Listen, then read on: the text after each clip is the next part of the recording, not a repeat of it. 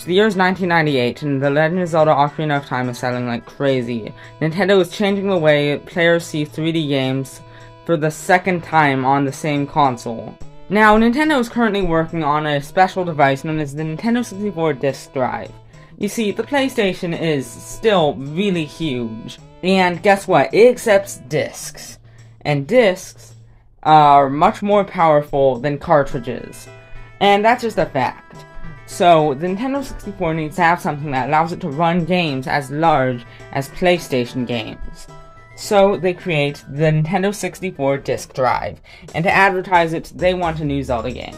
So, Shigeru Miyamoto, the creator of The Legend of Zelda, opts for the idea of a DLC for Ocarina of Time that mirrors the world and makes everything more difficult. This at the time was called Zelda Ura, but when it was released to the GameCube in the future, it was renamed to Zelda Master Quest. Now, that's when Eiji Aonuma steps in. Eiji Aonuma was the developer of the dungeons in Ocarina of Time, and he says, what if we just made a sequel? We could take the ideas and base engine of Ocarina of Time, just do something new and creative with it. Now, Miyamoto was really upset by this, because he was really certain the Nintendo 64 disk drive was going to be the next big thing, and he really wanted this DLC to happen. But most of the development team said that they wanted to do the sequel more than the DLC.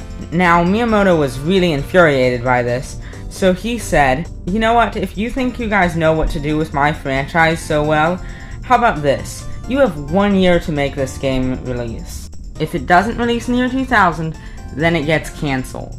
And if you could make it release in 2000, then why don't we just let Aonuma become the producer of the franchise, why not? He obviously said that sarcastically, to which Eiji Aonuma said, okay.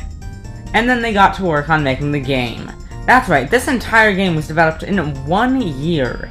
And they obviously needed to take a lot of inspiration from many places. First of all, they were curious how they could possibly get an entire game done in just that time span. So, they came up with the video game's gimmick, having to get stuff done in a very tight time span.